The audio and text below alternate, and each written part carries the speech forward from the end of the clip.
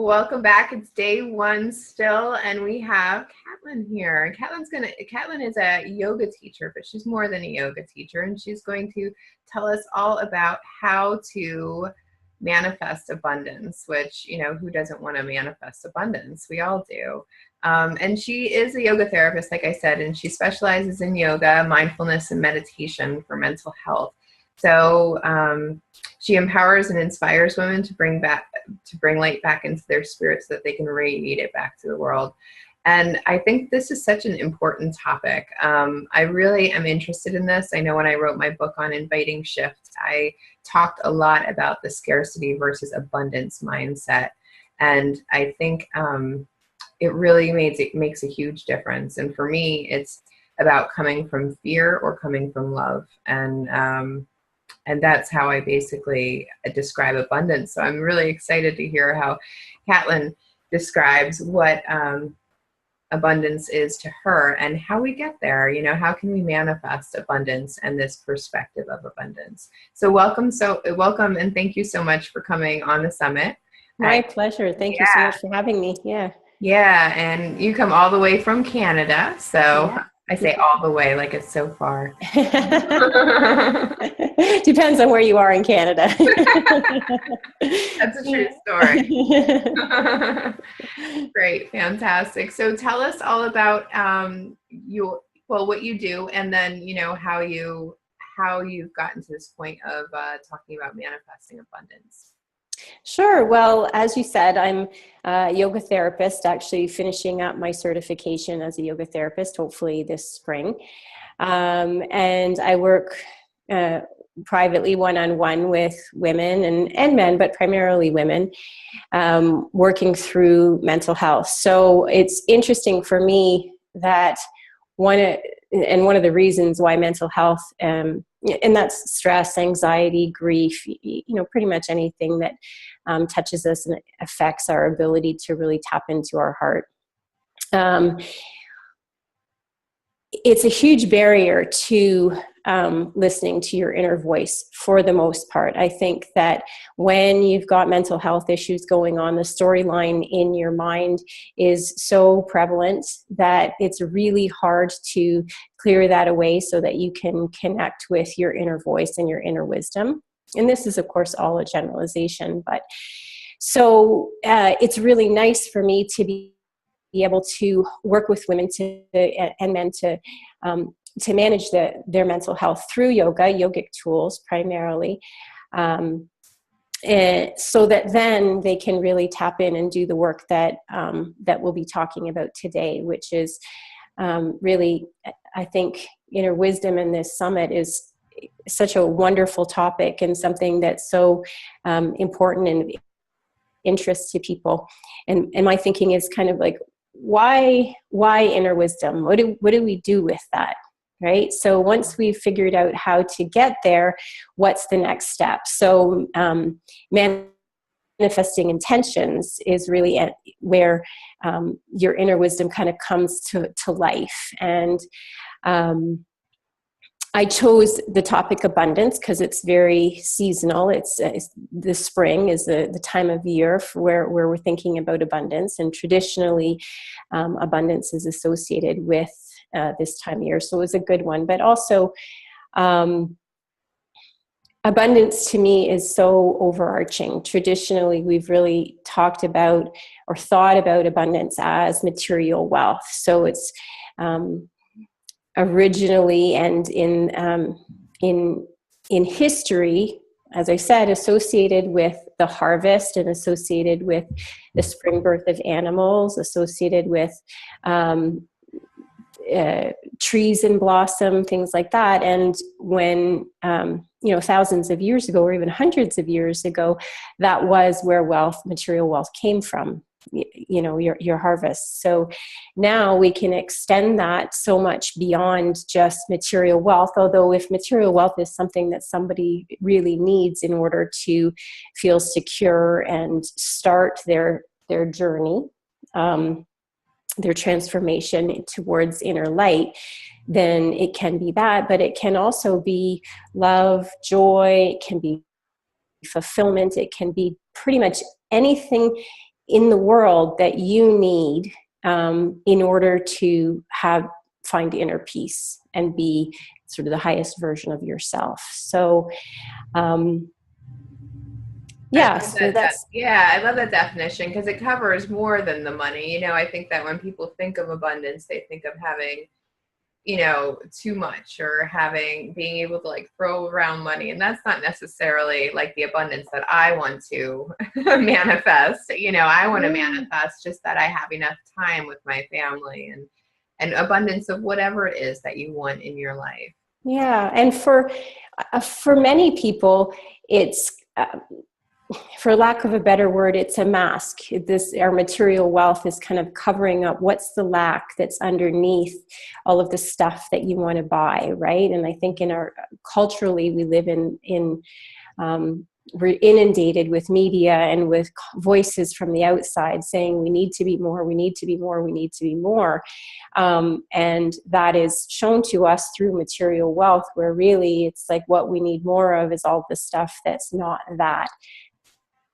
And as I said, I don't want to discount material wealth and like professional abundance and being fulfilled in those ways, because for a lot of people that is where their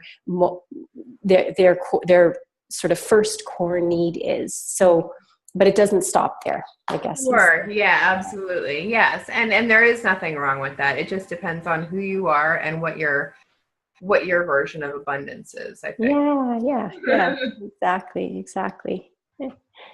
Perfect. Yeah. So I love how it's connected to our inner wisdom, because I never really thought about that. But as I became an entrepreneur and I was on my own for a real long time, I realized that to survive as an entrepreneur, I really had to depend on my inner wisdom rather than my practical ego.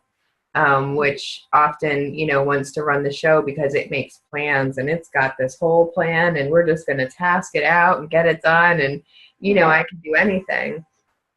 Whereas abundance for me tends to come from spirit, which I also look at as my inner wisdom, whatever that inner guide, that, you know, that directional, that self-directing thing inside you. I look at that as my inner wisdom as well. So I think it's interesting that you're combining the two, because I think that it really, inner wisdom and abundance is really a mindset. Absolutely. And I say they're partners. Mm-hmm. You know, they really are partners. So they're the same as the whole, they're the same whole. And they really speak to this flow of energy, which goes from clearing the space to listening inward, you know, dropping into your heart, to then creating what it is that your heart really wants. Yeah.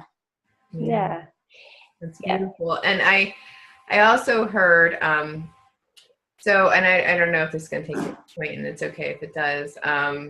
But so there's women that are in different stages of their lives, I think, where if you're coming from a survival mindset, there's plenty of reasons to come from a survival mindset. I mean, you seriously could be coming from a place where you can't support your basic needs, which is, you know, shelter, food, whatever. And that's definitely, I completely understood that. I grew up that way. And yet for me, the survival never ended. Do you know what I mean? Because I had been so trained to be in that space of there's never enough. Yeah. I really tapped into how I looked at everything in my life, you know, that there was never enough time. There was never enough money. There was never enough attention, never enough whatever. And so I think that it's important for me to point out, I'm feeling called to point it out, that it really is a mindset. And I hated when people told me that, you know, that, oh, you just have to change your thinking. It's not as easy as it sounds, you know. I had to really look into those issues of looking at, you know, where am I, like I said, I use scarcity thinking versus abundance thinking. Living out of that fear and that desperation, you know, because I came from you grow up and you get a paycheck because that's normal. That's what you're saying. So for me to leave my job, that was really risky for me, you know, and I had to come out of a space of abundance rather than scarcity, because scarcity is a desperation to me. Like, it's a fear. You're working out of, I don't want this to happen, so I need to do this now. Rather than when I'm working out of abundance, I feel like there's a lot of possibilities, there's a lot of space, there's a lot of movement and fluidity. And it's not, this has to get done, this has to get done. Yeah, I mean, that's exactly it. So, and you say it's not easy. In yoga, it's practice, right? I mean, we say a yoga practice, and that's really so true. And it's not a practice that ever has, that has an ending, right? You just keep doing it. And some days it works fabulously and some days it doesn't. But I think what we know is that the more you practice as a whole, the easier it becomes. So, and that negative self-talk and sabotage, it can be countered with tools like compassion and self-love. But those are also practices that that people, if you've read any of the work by Pema Chodron, she has great stories in her books about how even this Buddhist monk who's world renowned in her teaching of compassion still messes up every now and then, right? Like, still does things that aren't what you would consider to be her highest good. It just happens. We're human, right? So we practice and we practice. And if you can find a way to practice that you love, then the practice becomes a passion as well. And that's kind of what I love to pass on to people, is trying to help them figure out a way to create this practice that becomes habit because they want to do it, not because it feels arduous, like doing the dishes, because then you're not going to do it. Yeah. Right? Well, yeah, I think that's positive for anything that, like, we're doing it as a means to an end. You know what I mean? Like, to exercise because you think it will be good for you, but you're not actually feeling any benefit is much different than, like, I exercise so that in 2 months I can be thinner or something, rather than, oh, I exercise because I actually enjoy it and I think it's fun. Yeah. And I think the research shows that it's more beneficial when you do like it. Oh, sure. Yeah. So more oomph in it. yeah. Yeah. Right. If you're doing it from, which is interesting. We talk about abundance, and one of the things, and you had mentioned the idea of flow, and abundance really is a female driven energy. So we think about abundance as being connected with material wealth, and unfortunately historically material wealth is masculine, and there's this feeling that things need to be pushed, that you need to somehow drive whatever it is that you're trying to manifest. Well, abundance in particular, and if we look at Hindu religion and Greek mythology, both of them have goddesses that are attributed to abundance, so Lakshmi and Philonia, yeah. So that energy is not push and drive. It's definitely proactive, and it's definitely putting yourself out. It's creating a practice of some kind so that you're actually creating something, but it's done in this way that's like a dance. It's very fluid, and the goddess energy, in particular in Hindu, and if we think about the goddess pose in yoga, is very strong. It's very sort of proactive, but there's also this strong but kind of a dance that happens with it, right? So I love that thinking when we're thinking about manifesting and we're thinking about abundance, that it's softer than push and drive, but definitely putting yourself out there. So yeah. Yeah, I think it's a whole different type of vulnerability, where, like, we think about that warrior piece being very strong, maybe even sometimes destructive when it needs to be. Can be, yeah. Yeah, and I see abundance as this really content, peaceful place where you can hold this space, and it's important to hold that space. Yeah, I feel what you mean. Like, there's no toughness about it. There's no aggressiveness about it. It's more of a belief in a whole wholehearted perspective about it. You know, it's not like, oh, if I do A, B, and C, I got to get these things done and then I'm going to get there. It's more, I feel that more feminine energy now that you mentioned it, and I never heard it before. So yeah. And there's an element of surrender to it as well, right? I mean, we surrender. We have to give up so much in order to be able to make space for what we need. But the things that we're giving up is the stuff that we're talking about: self-doubt, fear, the self-sabotage, those feelings of not feeling worthy that the universe can provide for you, right? So too, the masks that we have to give up in order to get there, I think, is yeah, definitely. And you know, our inner voice that tells us that we are supposed to be something, labels, right? Like I just finished a whole workshop where we talked about labels and how labels hold us back so much because they put us in this box that is very limiting. So your reality that you know is this big. When you step outside the box and step outside sort of your own limiting beliefs, there's just this whole huge universe available to you. So that is where you're scared. And stepping outside that box is where all of a sudden that scarcity mentality gets shut down, because you open yourself up and start to look around and realize what there is out there. Mm-hmm. Yeah. Absolutely. Yeah. And you mentioned earlier different practices, and I think one of the ones that have helped me with the abundance is the gratitude.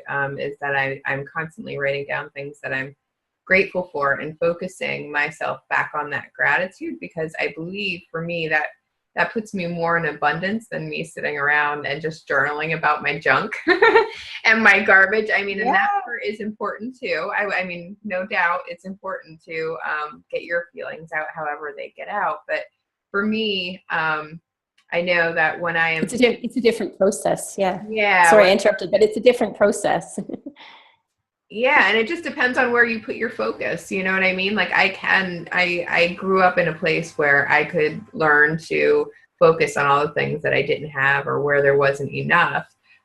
Or I could choose to look at all the things that there's plenty of. You know, there's plenty of sunshine, there's plenty of oxygen, there's plenty of birds, you know, there's so much stuff out there, and we can forget about all those things sometimes if we become so focused on the wrong space. But we want to be focused on abundance. So how can we tap into this inner wisdom and abundance within us? Well, creating space for it, for sure. And also, I think another big sort of theme that comes up, I guess going back in a lot of ways to this idea of being proactive, is putting your hand out putting your heart out rather before you put your hands out. Mm. So for me, the key is starting, well, in our practices, it's clearing the mind. So clearing the junk out, doing practices that are going to get rid of all of the stories and all the messages from the outside world, so that we can see more clearly.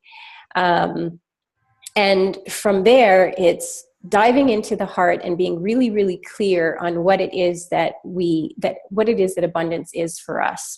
And so again, abundance is this very broad term. What is it that you need in order to feel completely full in your life? Or, you know, maybe not.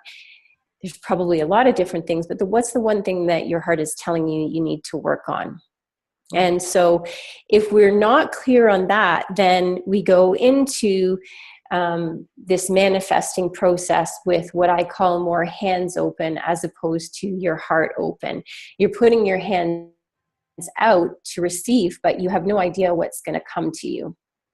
And that's very passive. To me, that's much more passive energy than when it comes from the heart, and you know exactly what you want and what you need in order to feel more fulfilled.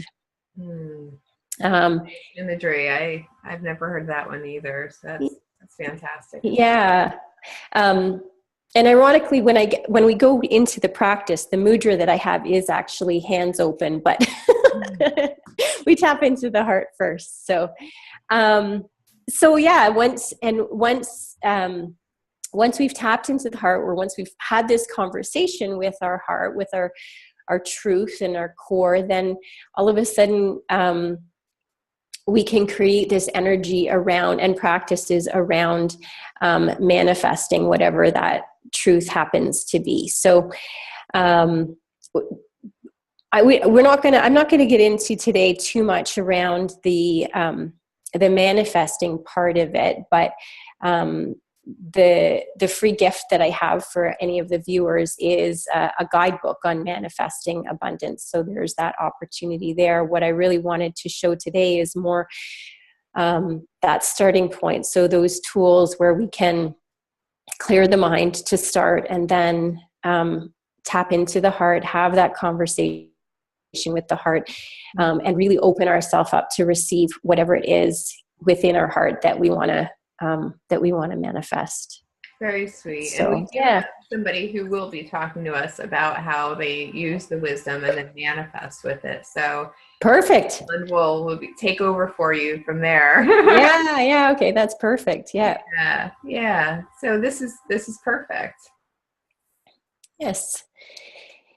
Yeah. So, if you want, we can get right into the practices. Yeah, let's get into that I have. Okay. Yeah. And so, as I said, I chose abundance because I feel like it's kind of this universally speaks to whatever our biggest desire is, and what inner peace, or what it feels to be spiritually fulfilled, and spiritually on a very core level fulfilled. So the tools that I'm going to show you really helped with all of what I just said: clearing the mind, then tapping in. And I wanted to just start off by showing you 2 mudras that we're going to use. So mudras are hand gestures that kind of create an energy channel. And for some people are really able to kind of sense into that energy channel. And for other people, it's really more of just a reminder. So when we hold a mudra, Anjali Mudra, for example, when palms together at heart center, has a lot of meaning and significance. But if you don't feel that energy in your hands, then it's just a reminder as you bring your hands together to feel that. You see what I mean? How it's kind of, it's like sometimes it's energy and sometimes it's just this reminder to be like, oh yeah, right, I'm dropping into my heart. Or the intention of it. Yeah, the intention of it, actually, that's a better word for it. So the first mudra is Hridaya Mudra. And it's just basically hands over the heart. So one hand over the heart, and you rest it down there. And so this is the gesture of the spiritual heart, channeling into that voice within you. And you can even just tell that it's so soothing and comforting to just rest your hands here in such a gesture of compassion. When you look at all these amazing people who are figures and representations of compassion, Mother Teresa and Gandhi, and you see them holding, even in a lot of Hindu statues, people holding their hands like this as a gesture of sort of dropping into your heart and thinking from your heart versus your head. Adara is the next mudra, and there's 2 versions, Adara and Pushpaputa. So Adara Mudra is hands together. So your fingers are touching and your thumbs are apart. Very receptive, and that just rests in your lap like this. Just like your hands open, and then, as I said, Pushpaputa is literally hands open, which is kind of funny considering what I said before about the hands in the heart, but we hold this gesture. So these are kind of interchangeable. The nice thing about Pushpaputa is that the meaning and the significance behind it is releasing fear. So we get into that whole releasing scarcity. It is compassion. So we release those negative beliefs about ourselves. And it's abundance. So we kind of get all of it in that same hand gesture. Nice. The We won't work with them too much, but for anybody who works with chakras or where chakras resonate, we work with the second, fourth, and sixth chakra for abundance. So the second being your center of creation, creativity, that flow that we talked about, very female energy. The fourth, your heart, so your center of compassion, your truth. And then the sixth being your inner wisdom. So we kind of work with all three. Abundance is more specifically the second and the fourth, but whenever we're doing any kind of manifesting work, of course, for this summit, intuition is such a key part of that. And as I said before, clearing stuff out and asking yourself what you need before you go into your heart. So the second, fourth, and sixth chakras are all female energy centers as well. So we go back to that kind of idea and theme of being very feminine. And I should say, because there is, by and large, it's women doing this work with me, but I do have male clients, and there are men out there as well. And female energy certainly it's not about women and men the way that we see it in our culture. This is energy, right? So it's that softer energy, and men and women have both of those energies inside them. So absolutely. I think my husband has more female energy than I do, and I have more masculine energy than he does. Right? Yeah, you're a good balance. Yeah, exactly. Yeah. So I just like to say that because I think it's important to note that.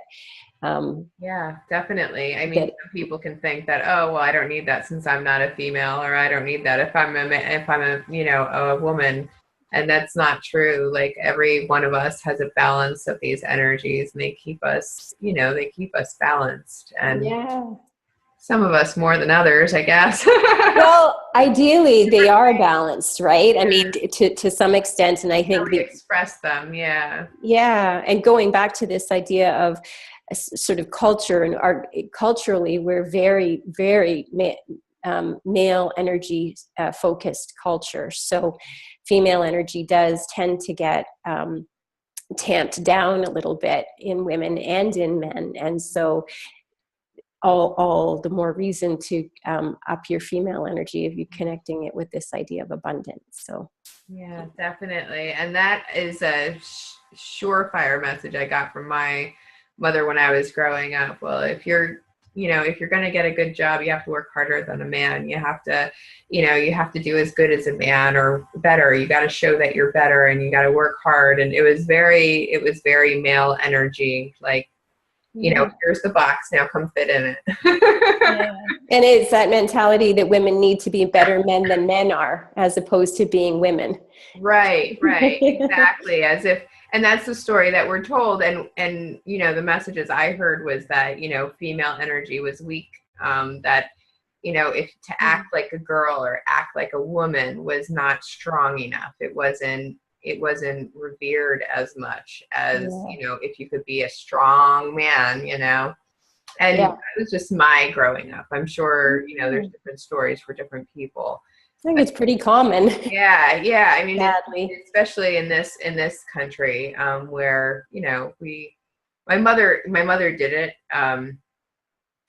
out of her own wisdom. You know what I mean? Like, she really believed that she was helping me by letting me know that I had to act like a certain man, like a masculine figure in order to do that. And she thought she was doing me justice because that's how it always worked for her. And if she acted like a man, she could get along in the world, Yeah. So that was her truth. So I don't blame her, but I think that there's another way. There's a lot of feminine gifts that I think we're missing in the world because we have so many people that are driving the ship like a man rather than, really embracing the gifts of the woman, which is abundance after all. Right, exactly. I mean, what man doesn't want to embrace that? Yeah. And I think, in our society, I mean, we could go on and on about this, but in our society for so long, women were told that they should be that weak, meek,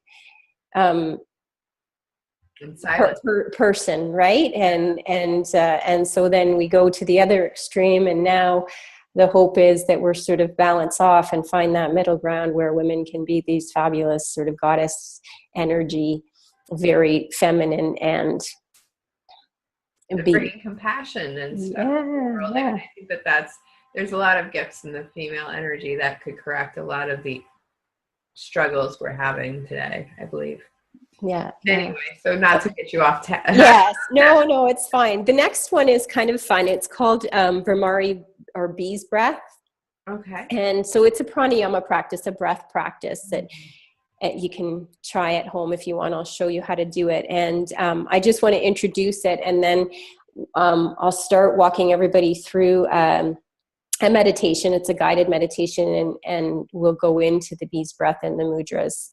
But better to see this first. So the sound that you make, it's bee's breath. So as you can imagine, it's like buzzing bees. But when you buzz like a bee traditionally, it's through your teeth with your lips open, like zzz. So this is sort of similar to that, except that the sound that you want to make is it's a combination of ing, as in ing, ing. And when you make that sound, you can kind of feel your tongue hit the back of your throat. If you hold the end of it. Mm-hmm. You want to try it? Yeah.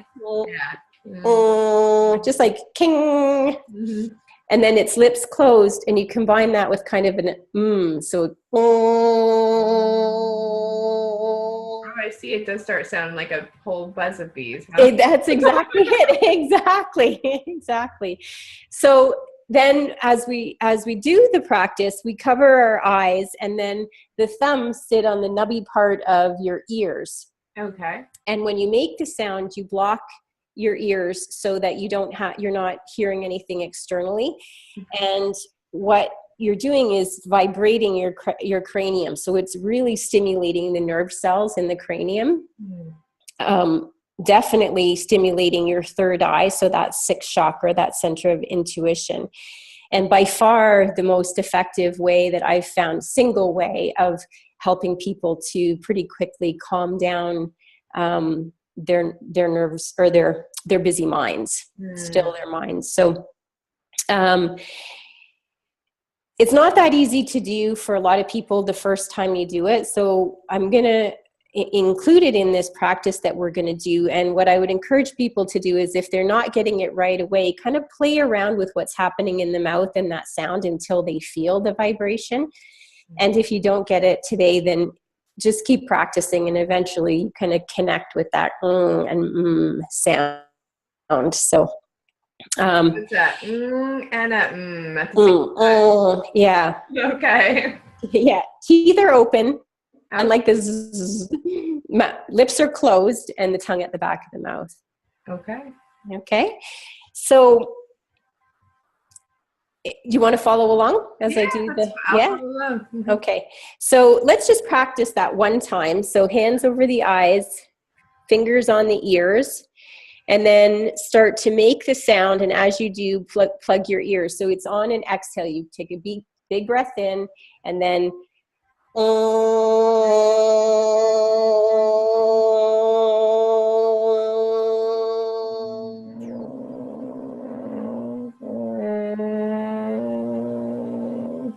nice. Oh, that does vibrate your head a little bit. It's neat. I wonder if that's like the same science behind like cats purring on you and calming you down. It's interesting. Purring and shaking. Like there's when we work with people who have trauma, shaking is a really big way of getting rid of energy in the body or emotions that are logged in the body, and it is literally just shaking. And if you look at animals, dogs in particular, if they're feeling nervous, you'll see them start to shake. It's soothing. Kind of Somebody, I think it was Mark Nepo, wrote about how animals clear their energy, and he said one day he saw two ducks in a lake, and they were having some kind of fight, and they were all mad at each other. But when they swam away from each other, they both shook their wings and their whole body, and then if they ever saw that bird again, there would be no story there anymore.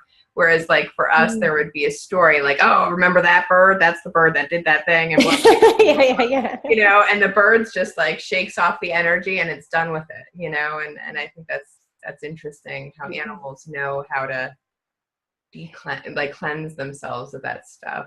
It's intuition, right? And Yeah. it's intuition that's been really trained out of us, and so that's why we're here, right? More learning to get back into that. So let's start, and I'll just have you and any of the listeners who want to participate, close your eyes, and if closing your eyes isn't jiving for you, then there's always the opportunity or the option to just drop your gaze and look down at a point in front of you. And we always start the practice by just setting the breath. So just as you would if you take a yoga class, checking in with where your breath is, noticing if it feels sticky anywhere, if it feels like it's flowing. Notice how the breath connects with the posture. So sometimes as you start to lengthen your posture out and drop down into your sits bones, lengthen through the crown of your head, then the breath starts to smooth itself out. And then with real intention, starting to focus the attention down to your feet if they're on the floor, or your sits bone if you're sitting cross-legged. Starting all the practices by grounding and just sensing that connection with the earth. And we gently start to lengthen and smooth out the breath. So that can be done with a visual, sometimes the visual of a wave or air, color.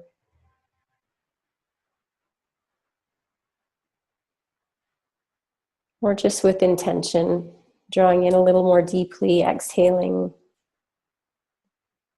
softly, inhaling softly. So it's smooth and long.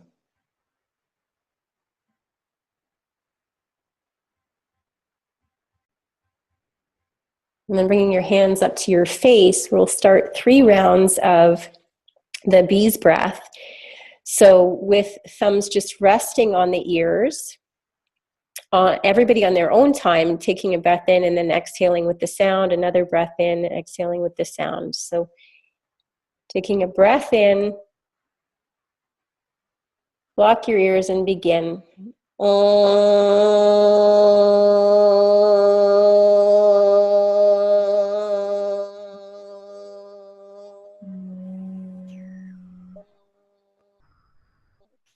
Another breath.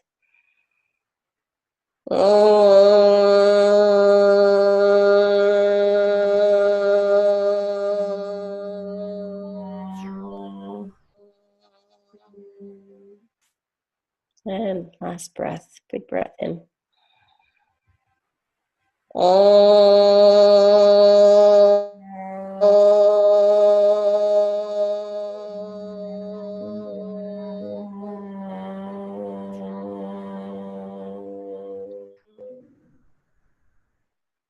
And then when you're finished, dropping your hands down into your lap, letting them rest there.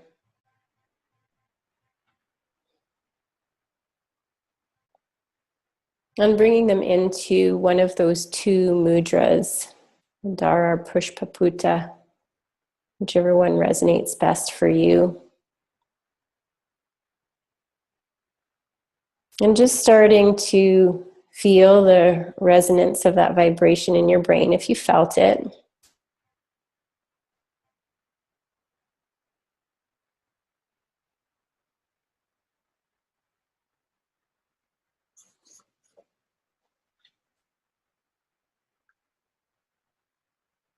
And then starting to connect with your senses. So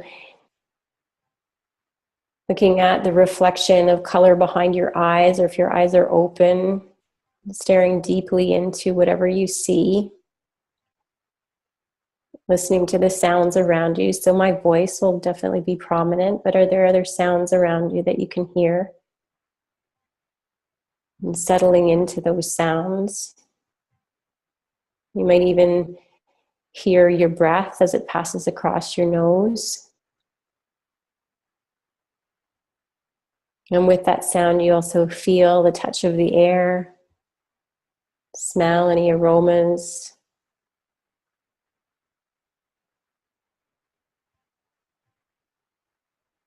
And guide the breath in softly.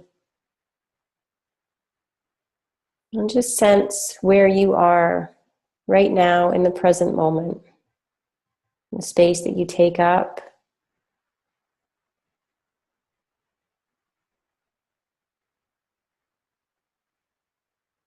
And become aware of not just your body. Pay attention to your inner being.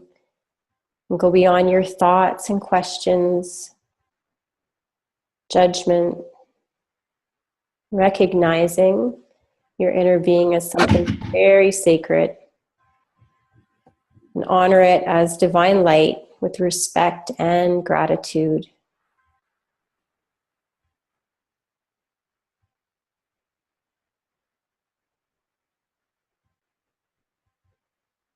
And with your breath dropping into your heart, that place where your truth lies, your essence, your soul, your true self, whatever word you have for that place.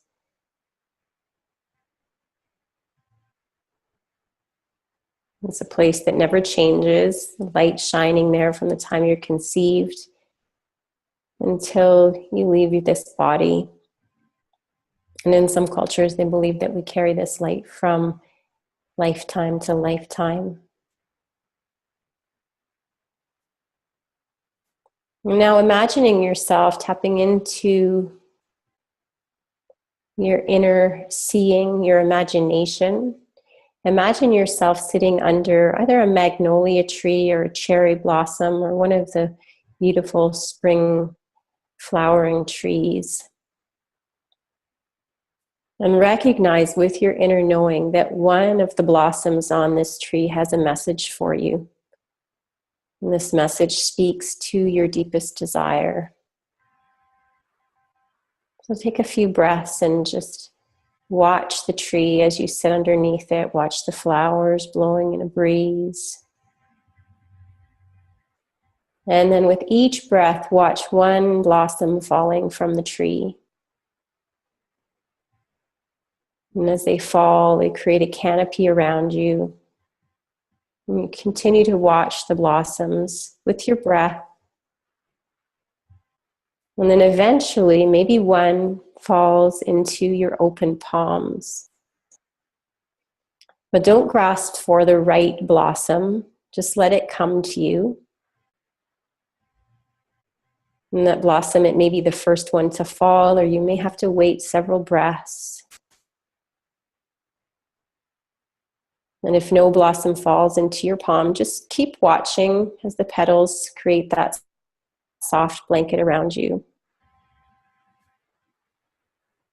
When your blossom falls into your palm, knowing what the message is for you. Generally, it's the first thing that comes into your heart. Often that first thing gets overshadowed or confused by the busy mind, overthinking and questioning. What is the first thing that comes to your mind as that blossom falls into your palms? And again, if no blossoms have come, leave space for it to arise. And if many blossoms fall into your palm, then ask them, what is the one thing that I need in this moment? And it might come to you as a color, a sensation, or just a knowing. The flower's message, what is your deepest desire?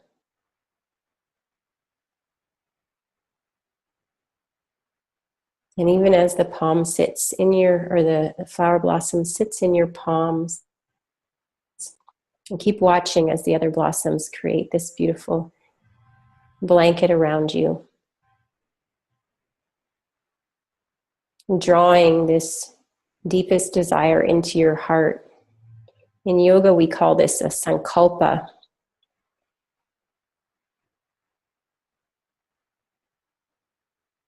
And if a sankalpa has come to you, then you repeat it to yourself in the present tense as if it were already true. So, I am abundant, or abundance flows through me. And I use the word abundance. Something else may have come to you, whatever abundance represents for you in your life. How does it feel imagining that it were already true?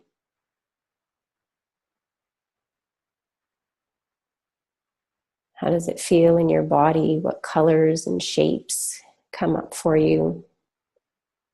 What is the texture of your life as your abundance comes to fruition?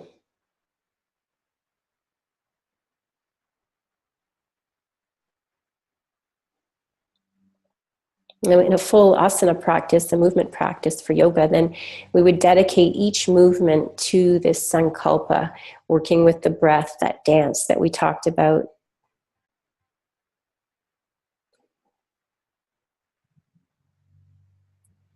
Bringing your hands up to your heart as if that petal were coming into Hridaya Mudra, the mudra with the hands on the heart. And draw that flower blossom into your heart. And then we're going to move with the breath on the inhale, opening the arms out wide as if you were reaching out for an embrace from the universe, lifting your heart up and letting go of your limiting beliefs, whatever's holding you back, those feelings that you're not worthy of what the universe has to offer. And then on an exhale, drawing your hands into your heart, back in, drawing in compassion, love, a sense of worthiness. And again, opening your arms out, taking a big breath in, letting go of your limiting beliefs, your fears. Big exhale, bring your hands back in, drawing in love, compassion, light.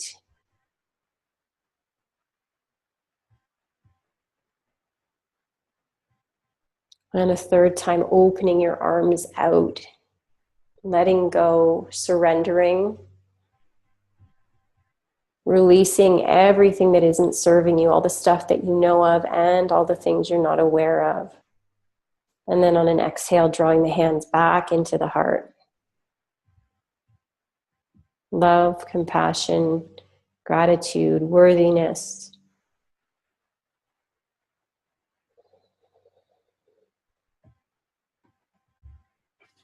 And this time we're going to open our arms out wide and we're going to open them up to receive our sankalpa, that deepest desire.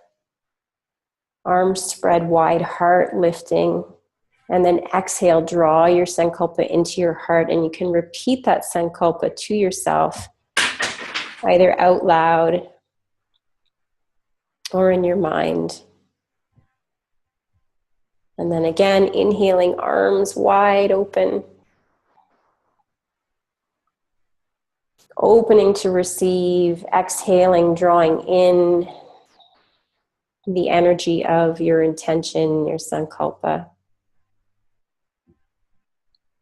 And one last time, opening up, spreading arms wide, strong wings, ready to receive. And exhale, bring your hands to heart center. Drawing in your sankalpa, repeat it again.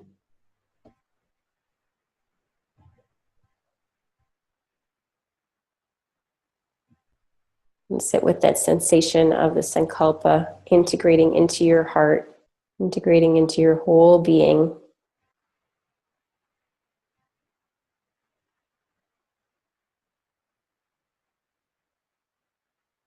And then when you're ready, opening your eyes.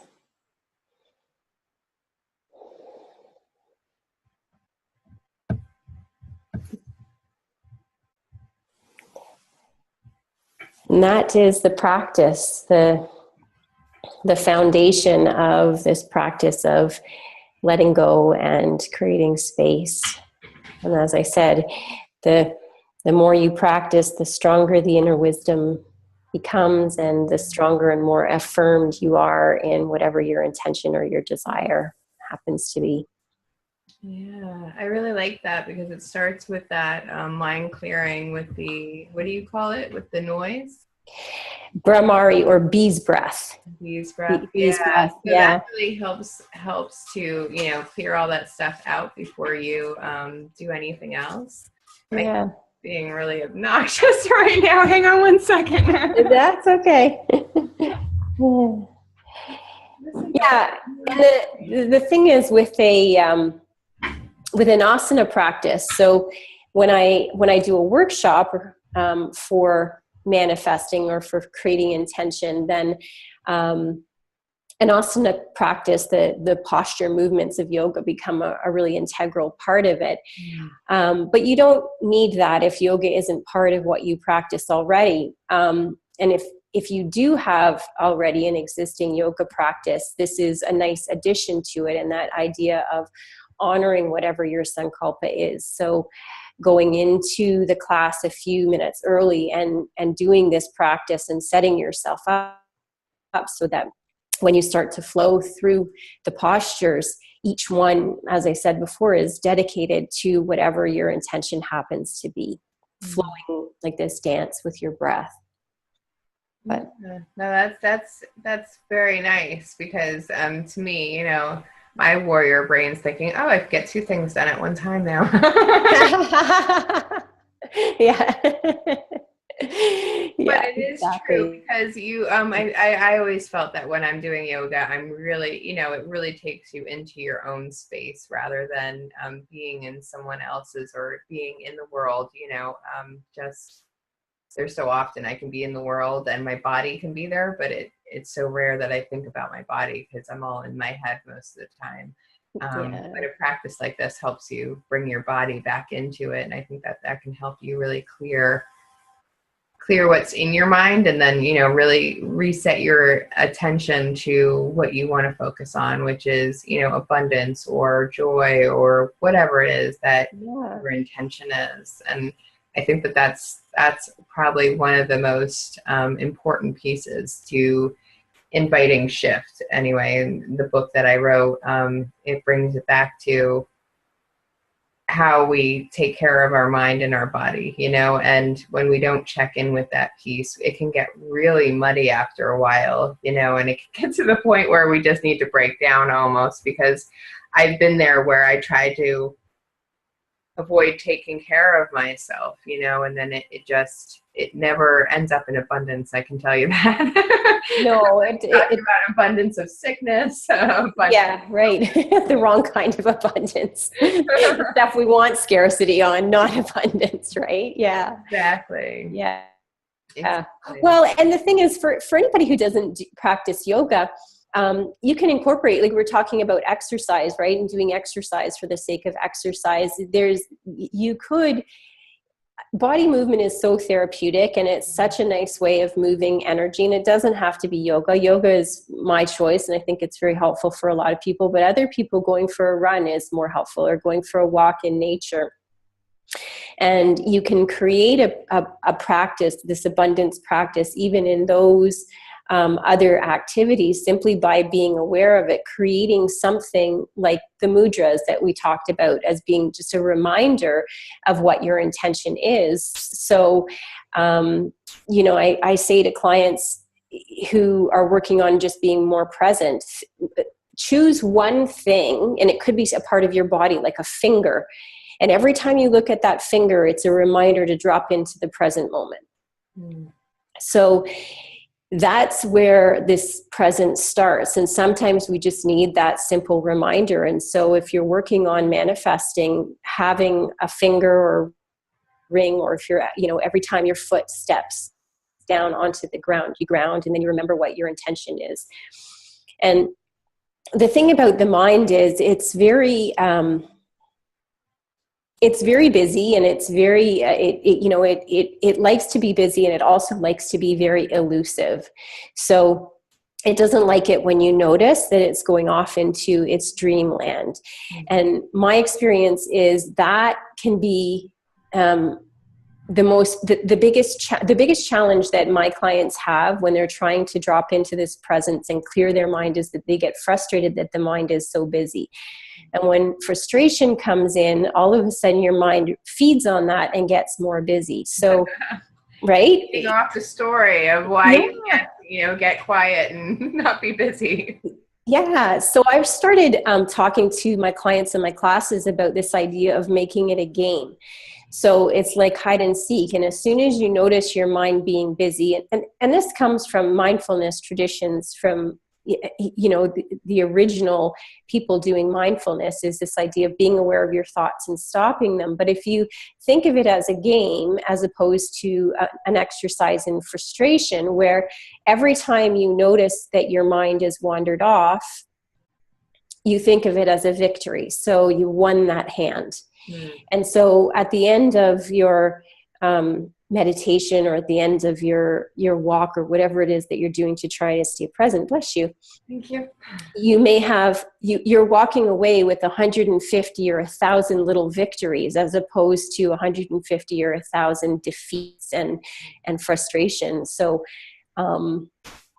that's kind of a side note, but a fun way of re-looking at this idea of presence and trying to come back. And then as that becomes easier and you start noticing your thoughts, letting them go, thinking of it as a victory, and then remembering what your intention is, then that's a beautiful practice that you can incorporate throughout your whole day, no matter what it is that you're doing.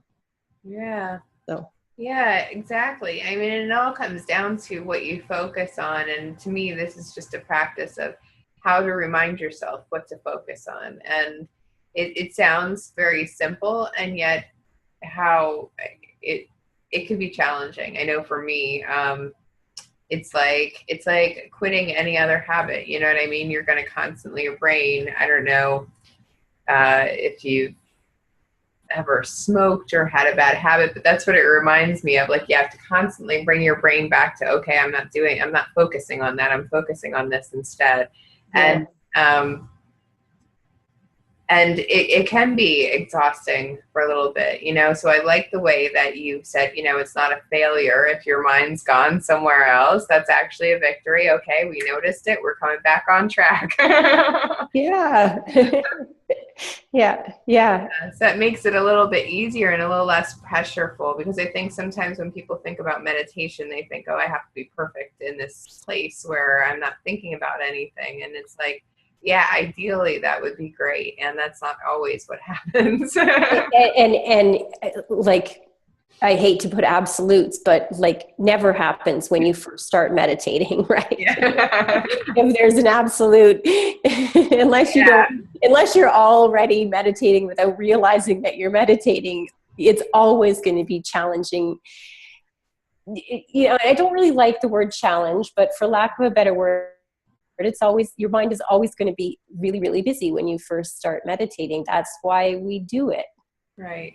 And it doesn't have to stay a challenge. I mean, it's just like you said, I love that you use the word practice for everything, because it's just a meditation practice. It's something that you continue to practice. And I mean, nobody's ever gets perfect at anything. So it's just practicing and practicing. And there's benefits of that practice. And because when I hear practice, I go back to my little girl, where it was an ends to a mean, right? Like, or a means to an end, where I was practicing in order to be good at that competition or that, show or whatever. And that's not what this type of practice is. This type of practice is, you do the practice for the practice's purpose. Like, the practice is the purpose. There's no like great meditation competition down the line that you're going to win. This is all about. No. They don't have Olympic meditation yet. Right. No. And that's be interesting, wouldn't it? Meditation. It'll be a different world. But that's practicing it's a heart practice versus a head practice, right? So then, and that's really what, where inner peace comes from. Yeah. Right? Yeah. And knowing how we feel. I think what's also important about this is when you're done doing it, to really notice, how does your body feel? because that's what's going to continue you to do it over and over and over again, is if we're looking at the benefits of it. And so often we're just like, oh, I'm done, you know, I don't have to do it again. But then the next time, if I haven't realized the benefits of it, the next time when I try to convince myself to, okay, you should sit down and meditate, and I'm just like, oh, well, you know, I can put that off. I can put that off. But if I know that there's benefit to it, or I feel calmer when I'm done, or I feel clearer, or I have more energy, those types of things, I'm like, oh, okay. So the next time I need more energy, I'll say maybe I should meditate rather than, you know, whatever other thing I could be doing, or just pushing it off, you know? Yeah. And the more you do it and the more success that the more little successes that you have, the more that creates neural pathways where you start to remember and start to want to do it. And I mean, that's what I found with my own yoga practice and talking to other people who practice regularly. It becomes an addiction in the sense that you know that you need it to feel good. You know that you need it to reset. You know that you need it to reset.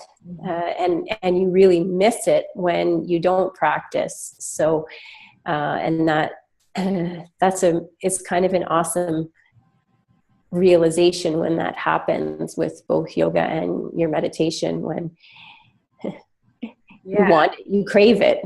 Yeah, absolutely. Yeah. And it happened to me the first time, not with either one of those, but like when I was changing habits for my own health, when I started eating healthy food, you know, I would have those days where I was like, oh, well, I'm going to the restaurant on Friday, so I'll cheat that day. I'll eat whatever I want. And I would go to the restaurant, I'd be like, you know what I really want? A salad.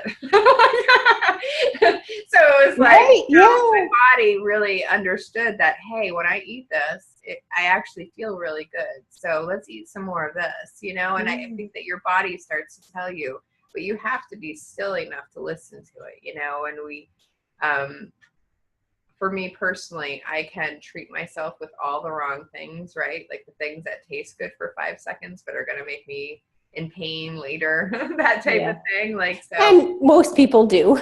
Yeah, oh, absolutely. Absolutely. But it's becoming more conscious about it to the point where I don't really crave those sweet things anymore, because my body has become so accustomed to eating good things that when I eat those sweet things that I think I'm treating myself with, you know, it doesn't do it for me. Yeah. And I think that's how some people get when they haven't done their yoga. You know what I mean? They'll try other things, but they're like, well, that didn't quite do it for me though. Like a run may be one thing for them, and it may not be the thing that they need.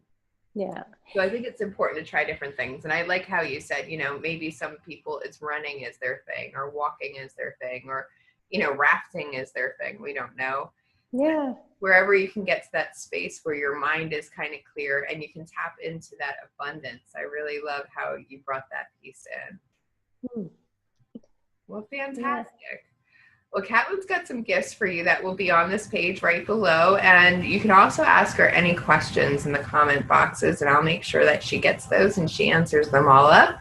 And if you need any more information, all of her links should be right on this page as well. If you have any questions, just let me know. But otherwise, thank you so much for joining us today. Oh, it was my pleasure. Thank you for having me. Yeah, I learned conversation. A lot. Yeah. Great. Yeah, fantastic. So I'm going to. Thank you.